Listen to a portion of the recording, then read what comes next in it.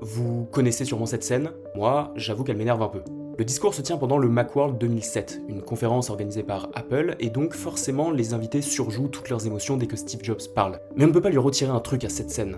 Elle donne la sensation de vivre un vrai moment historique. Parce que Steve Jobs annonce tout bonnement l'arrivée de l'iPhone 1, le tout premier smartphone de l'histoire. Et s'il est si important, c'est au moins pour deux raisons. Ce téléphone nous offre 1. La permanence d'une connexion au réseau internet, et 2. La création d'un écran tactile, qui marque la fin du clavier. C'est révolutionnaire, je dirais même brillant, puisqu'on parle d'un écran. Et si je vous montre ça, c'est parce que cette innovation marque le début d'une nouvelle ère, celle de l'attention. Pendant les 20 ans qui suivent, tous les géants des réseaux sociaux vont pouvoir se battre pour la prendre, car désormais, tout le monde peut être connecté à tout instant. Et quand on voit où on en est aujourd'hui, on se dit quand même que c'est allé très vite. Alors je vous propose qu'on jette ensemble un coup d'œil dans le rétro. Comment a-t-on conquéri notre attention en 20 ans? Bienvenue dans cette vidéo.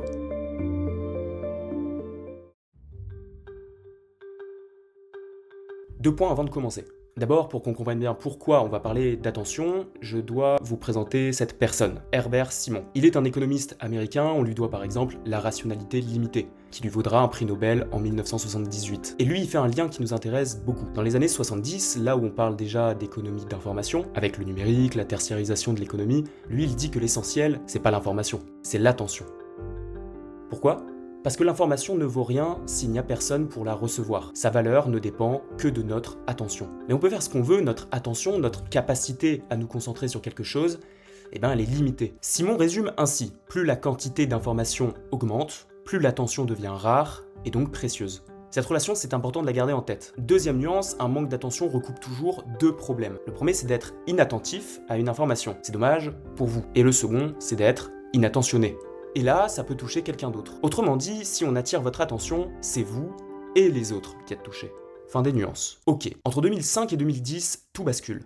Apple lance l'iPhone 1 et permet aux consommateurs d'utiliser des applications partout, à tout moment. C'est le début de la grande ère des réseaux sociaux. Facebook, YouTube et Twitter apparaissent en 2004, 2005 et 2006. Naissant dans la Silicon Valley, ils doivent satisfaire les demandes des investisseurs, qui ne demandent qu'une seule chose, une croissance rapide. Il leur faut donc trouver le business model le plus rentable. Et après analyse, tout s'accorde sur la publicité. À partir de là, tout est logique. Pour suivre ce modèle, il faut plus d'utilisateurs et plus de temps passé. Et forcément, toutes les stratégies qui suivent servent à capter cette attention. Et ne les sous-estimons pas parce qu'elles sont déjà très structurantes, ces innovations. En 2006, Facebook crée le fil d'actualité, une page unique dans laquelle se regroupe l'ensemble des posts. Il permet déjà de pouvoir en théorie défiler sur la page en illimité. En 2008, Twitter crée le pull to refresh, ce petit swipe vers le bas qui permet de rafraîchir la page pour actualiser. Il dure toujours entre 0,5 et 1,5 secondes, un temps optimal pour activer notre système de récompense quand un message apparaît. En 2009, Facebook crée le like, la première métrique de social vanity, un terme désignant l'impression que ce que tu postes est réussi socialement selon le nombre que tu as récolté. Après 2010 apparaissent aussi les notifications push, qui envoient un message à l'utilisateur même si l'application est fermée. L'autoplay en 2013, l'utilisateur n'a plus besoin d'appuyer pour démarrer la vidéo, elle se lance en automatique. Bref, beaucoup d'innovations majeures. Alors que dire ? D'abord, l'innovation est super rapide. En même temps, ces boîtes ont un avantage clair, la donnée des clients, ce qui leur permet d'analyser, de tester et d'optimiser. Facebook, par exemple, a changé beaucoup de couleurs de son interface via du A/B test sur 700 000 personnes. Et si c'est si rapide, c'est parce que ces innovations restent simples. Les concurrents peuvent les copier facilement. Mais elles ont beau être simples, qu'est-ce qu'elles sont efficaces. Et pour ça, analysons les chiffres.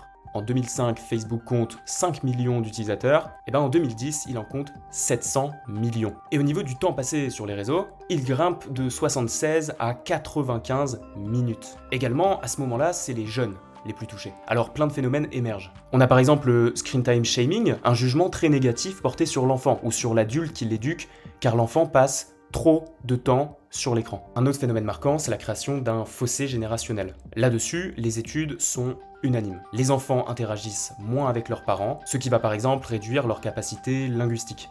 Mais là où les réseaux font le plus mal, c'est sur la prise de décision et la planification. Deux capacités cognitives clés. Un peu plus tard maintenant, entre 2010 et 2015, le public adopte Instagram et Snapchat. À cette époque, les réseaux se spécialisent, que ce soit la messagerie, l'actualité ou le contenu de divertissement. Mais surtout, les réseaux prennent une importance dans le monde du travail. Les entreprises reconnaissent l'importance d'y être présent pour leur image. LinkedIn devient par exemple la porte d'entrée pour beaucoup d'actifs. Entre 2010 et 2015, il passe de 100 à 380 millions d'utilisateurs. Et à tous les niveaux, c'est une accélération. Les algorithmes se développent, la vidéo devient le contenu le plus poussé car il génère une meilleure rétention, les processus s'optimisent, et puis, rien.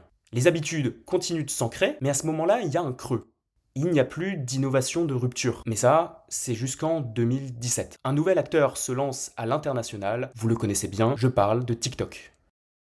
Bon. Pourquoi je choisis ce moment comme point de bascule? C'est une bonne question car dans les faits, TikTok a juste repris les bonnes idées de chacun. Le fil unique, l'autoplay, les vidéos courtes. Il invente le swipe, ce mouvement du doigt assez instinctif pour passer à la vidéo suivante, et c'est malin, mais ça n'explique pas pourquoi TikTok a été un game changer.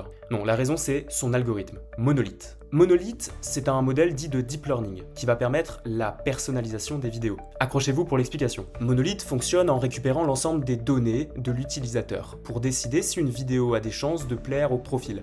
C'est un modèle dit binaire. Si la vidéo plaît, elle a un score de 1, sinon 0. Son but, c'est d'amener la moyenne de score sur l'ensemble des vidéos que vous regardez le plus proche de 1. Mais surtout, l'amener le plus vite possible. Ce qui ne peut faire que d'une manière. Monolith identifie votre profil à d'autres utilisateurs qu'elle considère similaires, au vu d'un certain nombre de critères, et sur lesquels elle a su hausser cette moyenne le plus rapidement possible. Ok. En gros, plus il y a de données, plus l'algorithme s'améliore. Et plus la personnalisation est forte, plus l'utilisateur consomme. Et quand une entreprise comme TikTok, apparue de nulle part, révolutionne la manière de personnaliser le contenu, et ben tout le monde fait pareil. L'algorithmique IA apparaît partout.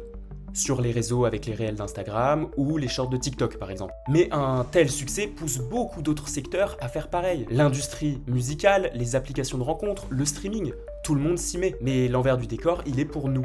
Nous sommes exposés à beaucoup plus de publicité puisque notre exposition aux réseaux sociaux explose. Et ça, c'est sans compter sur l'arrivée fracassante d'une dernière innovation, l'IA générative. 2022, ChatGPT arrive en France, suivi de près par d'autres agents. Très vite, ces modèles créent du visuel photo et vidéo, d'abord de piètre qualité, mais qui avec le temps est devenu plus que potable. Dès lors, ils prennent une part croissante de la création. Ce qui fait qu'aujourd'hui, c'est l'attention portée à l'œuvre, au travail lui-même qui décline. Les travaux du MIT sur l'utilisation de ChatGPT montrent que le délestage cognitif, le fait de déléguer des tâches intellectuelles, est bien plus important en s'aidant de l'IA qu'en effectuant les recherches sur Internet, par exemple. Alors, le délestage cognitif, c'est la base même de tout progrès, je vous l'accorde. Mais pour autant, générer du contenu, c'est détruire nos compétences artistiques et porter moins d'attention à la création même du projet. Alors, pour l'instant, on ne subit pas encore trop le phénomène. Il y a les brain rot, il y a les utilisations partielles dans certaines vidéos. Le modèle en est encore à ses débuts. Mais quand on projette une utilisation à grande échelle, je vous laisse imaginer. Finalement, la raison pour laquelle ça ne nous captive pas, c'est parce qu'on la refuse encore beaucoup. Mais ce n'est aucunement garanti que ça change. Et nous voilà en 2025. En 20 ans, notre attention s'est fracassée. Le temps moyen de concentration sur une tâche avant de passer à une autre tâche était de 2 minutes 30 en 2004, il est désormais de 45 secondes. L'information est tellement omniprésente qu'elle nous sature et nous rend de moins en moins attentifs. Et rien n'indique que ça va s'arrêter là. Alors, qu'est-ce qui va se passer maintenant? Voici les stratégies des plateformes les plus crédibles. 1. Comprendre ton état psychologique pendant que tu regardes une vidéo. Si TikTok personnalise, il ne sait en revanche pas quoi faire quand tu es fatigué et que tu as envie de quitter l'application. La suite logique, c'est donc la reconnaissance psychologique par IA, une extension de l'algorithme existant. 2. Monétiser ton attention pour de vrai. Soit en te donnant une monnaie virtuelle pour t'encourager à rester, soit en créant des programmes fidélité. Et enfin, étendre les publicités au-delà de l'espace public. On sort un peu des réseaux, mais la logique ne change pas. Aux toilettes d'un bar dans Paris l'autre jour, je me suis retrouvé en face d'une pub. Et ça m'a choqué. Ce n'est pas anodin et on risque de voir des publicités apparaître là où on n'y aurait même pas pensé. Car c'est un espace d'attention qui n'a jamais été exploité. Bon, passe encore, c'est un bar. Mais là où on peut avoir vraiment peur, c'est l'espace privé. Et ne croyons pas que c'est dans 10 ans, on y est déjà. Demain, une voiture intelligente te recommandera des endroits pour les manger, intégrera de la publicité liée à l'endroit où tu te situes. Demain, un frigo intelligent te recommandera les ingrédients qui manquent avec les marques spécifiques qui auront au préalable payé la marque du frigo pour avoir un référencement de premier choix. Voilà les Family Hub de Samsung. Franchir ce pas au niveau d'une société, c'est accepter des composantes d'autoritarisme, disons les termes. Il n'est même plus étatique, c'est pire, il est dilué. Une sorte de surveillance algorithmique qui ne laisse même plus le choix de son exposition au consommateur et qui le guide avec beaucoup d'insistance sur ce qu'il doit faire, acheter, penser, comment il doit vivre. Car si on prend ton attention et qu'on choisit à ta place, où est ta liberté ? Merci d'avoir regardé, je vous dis à très bientôt.